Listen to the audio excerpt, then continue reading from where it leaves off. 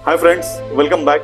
सो let us start real estate investment master class का video number 1। आज का topic है property as an asset. Property क्यों लेनी चाहिए या मुझे प्रॉपर्टी लेनी भी चाहिए कि नहीं लेनी चाहिए, तो इसको समझने के लिए थोड़ा सा एक हम पीछे चलते हैं। सो कोई भी एसेट जब हम खरीदते हैं तो ये 3 कैटेगरी में आइडेंटिफाई होता है, यानी ये आइडेंटिफाई होता है कि इसकी कन्वर्टिबिलिटी कैसी है, इसकी यूजेबिलिटी कैसी है और इसकी फिजिकलिटी कैसी है। तो कन्वर्टिबिलिटी की बात करते हैं तो ये करंट एसेट है या फिक्स एसेट है, तो property but obvious fix asset है। सेकंड, अगर मैं यूटिलिटी की बात करता हूँ तो क्या ये मेरी प्रॉपर्टी ऑपरेटिंग होती है, ये चीज ऑपरेटिंग है या नॉन ऑपरेटिंग है, यानी इसको मैं यूज भी करने वाला हूँ, कंटिन्यूसली यूज होगी। यस, प्रॉपर्टी कंटिन्यू यूज होने वाला एसेट है, इसकी वजह से इसकी एप्रिसिएशन हमेशा आपको फास्ट मिलेगी। तीसरा पॉइंट आता है कि ये फिजिबिलिटी है, ये टेंजिबल है कि इनटेंजिबल है। जैसे इंश्योरेंस की बात करते हैं, इट्स ए इंटेंजिबल प्रोडक्ट, लेकिन जब मैं प्रॉपर्टी की बात करता हूँ तो ये टेंजिबल प्रोडक्ट है, यानी ये operating, tangible and fix asset है। इसकी वजह से इसका हमेशा आपको रिटर्न जो होगा बाकी एसेट क्लास से, यानी हम गोल्ड की बात करते हैं, म्यूचुअल फंड की बात करते हैं, शेयर्स की बात करते हैं, इन कंपैरिजन में बहुत कम रिस्क में आपको स्टेडी इनकम मिलेगा। तो कुछ पॉइंटर्स हैं, late us start one by one. पहला पॉइंट है एप्रिसिएशन एंड ग्रोथ। दोस्तों, हर 5-6 सालों में एक बार ऐसा होता है कि जहां पर प्रॉपर्टी के रेट एक ही साल में 30 से 40% बढ़ता है। हालांकि ये पिछले 8-10 सालों में नहीं देखा गया। उसका एक रीजन है, बिकॉज एक ही साल में 2016 में रेरा, जीएसटी और डीमोनेटाइजेशन, ये तीनों चीजें हुई, तो उसमें से उभरते उभरते हमको 6-8 साल गए हैं, जा रहे हैं। बट अगर आप अभी देखते हैं पिछले 2 सालों में, 2022 के एंड से लेकर 2024, तो प्रॉपर्टी की ग्रोथ बहुत अच्छी हो रही है। कुछ पॉकेट्स में बहुत ही अच्छा एप्रिसिएशन लोगों को मिल रहा है। तो बिलीव करिए, हर 4-5 सालों में स्पेसिफिकली बजट के आसपास ये बहुत ज्यादा उथल पुथल होता है। गवर्नमेंट हमेशा ये देखती है कि प्रॉपर्टी को लेकर बहुत अच्छे रिफॉर्म्स लाने चाहिए, और जब लाती है तो प्रॉपर्टी के रेट्स बहुत बार हमने देखा है कि एक ही साल में 30%, 40%, 50% भी अप्रिशिएट हुआ है। तो एप्रिसिएशन और ग्रोथ, ये दोनों भी रियल एस्टेट में यानी इन्वेस्टमेंट में बहुत ही बेहतरीन है। तो ओवर द पीरियड ऑफ 50 सालों को, 100 सालों का डेटा देखिए। आई स्टे नवी मुंबई में मैं देख रहा हूँ 1980 में जिन्होंने 1 BHK फ्लैट बिल्कुल 60 70 हज़ार में 1-1 लाख रुपए में लिए थे 1980 में, आज उन फ्लैट्स की कीमत आज करीब 1-1.25 करोड़ रुपए हो गई। तो यू कैन आइडेंटिफाई, यानी 40 सालों में वो they have increase 100 fold property की वैल्यू। तो nothing can beat this. Second होता है कैश फ्लो जनरेशन। बेसिकली जब मैं प्रॉपर्टी खरीदता हूँ तो यहाँ से मेरा, अगर मैं उसको इन्वेस्टमेंट के तौर पे देखा तो मेरा इमीडिएटली मुझे रेंटल इनकम चालू हो जाता है। अगर मेरे पास रेजिडेंशियल प्रॉपर्टी है तो एक 20-25 रुपए पर स्क्वायर फीट, अगर मेरे पास इंडस्ट्रियल प्रॉपर्टी है तो एक 40 से 50 रुपए स्क्वायर फीट, और अगर मेरे पास कमर्शियल प्रॉपर्टी है तो 80 से 200, 300, 400 रुपए तक पर स्क्वायर फीट मुझे उसका रेंट मिलता है। यानी बहुत ही बेहतरीन इसके रिटर्न्स मिलते हैं हमको रेंटल के तौर पर या लीजिंग के तौर पर जिसको कहा जाता है। अगर आपके पास रेजिडेंशियल प्रॉपर्टी है और आपको उसमें से, उसी प्रॉपर्टी में से ज्यादा रेंटल की अपेक्षा है, तो आप बेशक अपनी प्रॉपर्टी को पेइंग गेस्ट में कन्वर्ट कर सकते हैं। फ्रेंड्स, मैं मुंबई में रहता हूँ, सो मुंबई में यहाँ पर रेंटल का जो डिमांड है बहुत ज्यादा है, पेइंग गेस्ट की डिमांड बहुत ज्यादा होती है।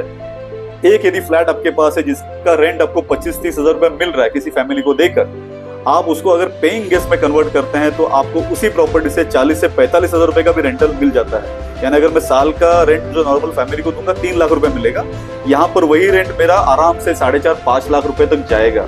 यानी आप समझ सकते हैं कि कंपाउंडिंग इंटरेस्ट में अगर मैं इसको 20 साल का होराइजन देता हूँ तो ये मेरा रिटर्न बहुत ही शानदार आने वाला है। रेजिडेंशियल प्रॉपर्टी को मैनेज करना बहुत इजी होता है, बहुत सेफ होती है, बहुत सिक्योर होती है, हमारी नजर के सामने होती है। तो इसका जो होता है ना, cash flow generation is one of the beautiful thing about the real estate. तो इसके लिए तो आपको लेना ही चाहिए। तीसरा चीज, पोर्टफोलियो डाइवर्सिफिकेशन, जिसको हम डाइवर्सिफिकेशन भी बोलते हैं। तो दोस्तों, हम इंश्योरेंस खरीदते हैं, गोल्ड खरीदते हैं, म्यूचुअल फंड खरीदते हैं, शेयर्स खरीदते हैं, प्रॉपर्टी में इन्वेस्ट करते हैं, अभी REIT आ गया है, हम प्लॉट्स खरीदते हैं, हम अलग अलग जगह पर हम FDs करते हैं, RDs करते हैं, है ना। हम बच्चों के लिए कोई गवर्नमेंट की स्कीम में इन्वेस्ट करते हैं। लेकिन अगर हम किसी भी पोर्टफोलियो की बात करें तो हर बंदा चाहता है कि मेरा पोर्टफोलियो करोड़ों में, 1 करोड़ का हो, 2 करोड़ का हो, 5 करोड़ का हो, 10 करोड़ का हो, 50 करोड़ का हो। तो अगर आपको 10, 20, 50 करोड़ का portfolio over the period of time build करना है तो आपको उसको डाइवर्सिफाई करना बहुत जरूरी है।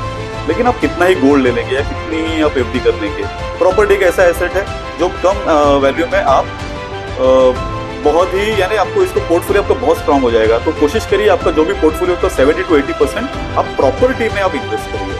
तो इससे क्या हो जाएगा, आपको एक बहुत अच्छी स्ट्रेंथ आपके पोर्टफोलियो को मिलती है। तो जिन्होंने भी प्रॉपर्टी में इन्वेस्ट करके अपना पोर्टफोलियो स्ट्रांग किया है वो कहीं फेल नहीं हुआ है। आप देखिए, मार्केट ठीक है, कभी स्टैग्नेंट होगा, कभी स्टेबल होगा, लेकिन एक समय ऐसा आएगा बहुत अच्छा आपको ग्रोथ मिलती है। और हमेशा सबसे अच्छी बात क्या होती है कि किसी भी लोकेशन पे आप रहते हैं तो वहां पर जो भी लास्ट रेट में प्रॉपर्टी बिकती है उससे उस पूरी एरिया का रेट डिसाइड होता है। इसके अलावा अगर आपने पर्सनली इंटरेस्ट लेके आपकी प्रॉपर्टी को कुछ डिजाइन किया है, डेवलप किया है, उसका इंटीरियर डेकोरेशन किया है, आपका डेवलपर अच्छा है जिसने काफी सारी एमिनिटीज लाई है, तो बट ऑब्वियस है प्रॉपर्टी का रेट वहां पर बहुत ही ज्यादा आपको अच्छा बेनिफिट मिलेगा। दोस्तों पॉइंट नंबर 4, टैक्स बेनिफिट्स और inflation protection. So basically property आप लेते हैं, आप बैंक से लोन लेते हैं, वहीं से गवर्नमेंट आपको टैक्स बेनिफिट देना शुरू होता है। 1010D बोलिए, TC बोलिए, सारी चीजों में। और जब प्रॉपर्टी बेचते हैं तो जो आपका कैपिटल गेन होता है उसको भी आपको एप्रोप्रिएट करने के लिए गवर्नमेंट बहुत आपको सपोर्ट करती है। इसके अलावा गवर्नमेंट चाहती है कि प्रॉपर्टी बनाए तो गवर्नमेंट इसके लिए सब्सिडी स्कीम भी लेके आती है। बैंक से जो आप लोन लेते हैं वो प्रायोरिटी सेक्टर में आता है। प्रायोरिटी सेक्टर में आने की वजह से उसका जो रेट ऑफ इंटरेस्ट होगा 8.5-9%, 9.5% उसके आसपास ही होता है।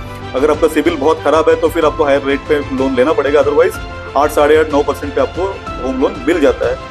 आप कार पार्किंग खरीदते हैं, कार पार्किंग के ऊपर भी आपको होम लोन मिल जाता है। सो बेसिकली आप देखिए कि टैक्स बेनिफिट्स और जो इन्फ्लेशन प्रोटेक्शन है ना, यहाँ पर काफी अच्छा बढ़िया है। दूसरी चीज, जैसे मैंने बताया कि प्रॉपर्टी एक ऐसा एसेट है जिसकी खुद एप्रिसिएशन भी होते जा रहा है, एट द सेम टाइम वो आपको कैश फ्लो भी बना रहा है। तो इसकी वजह से क्या हो रहा है कि जो इन्फ्लेशन है, जो महंगाई जो हर साल 10-12-15% से बढ़ रही है, इसके लिए इसको हेज करने के लिए प्रॉपर्टी एक बहुत ही स्ट्रॉन्ग टूल है।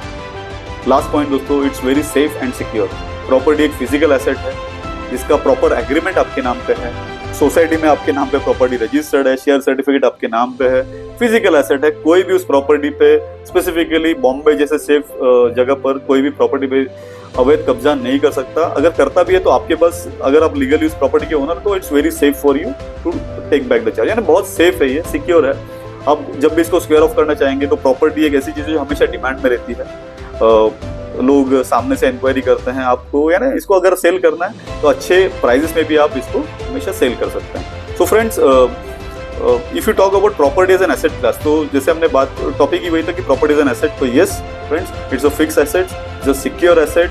ये आपका जो है ये यूटिलिटी एसेट है जिसको आप कंटिन्यूसली ऑपरेशन में रखने वाला है और जितना ऑपरेशन में रहेगी, राइट। तो जैसे बोलते हैं प्रॉपर्टी लोकेशन बहुत मायने रखते हैं, जितने फ्रंटेज में प्रॉपर्टी आपकी है तो उतना उसका लोकेशन बेहतरीन है, और उसका लोकेशन अगर बेहतरीन है तो रिटर्न्स भी आपको शानदार मिलेंगे। तो friends, my advice will be yes, property को एज अ इन्वेस्टमेंट टूल आपको जरूर देखना चाहिए। दोस्तों आगे भी वीडियो आएंगे इसमें, जैसे हमने बोला था कि इसमें इस सीरीज में 25 से 30 वीडियो आएंगे। एक एक टॉपिक हम डिटेल में डिस्कस करने वाले हैं। तो अगला टॉपिक भी आएगा। दोस्तों अगर अभी तक आपने चैनल को लाइक, शेयर और सब्सक्राइब नहीं किया है तो my request, kindly subscribe the channel as soon as possible और इस वीडियो को लाइक करिए और अपने दोस्तों तक इसको जरूर शेयर करिए। तो थैंक्स अ लॉट।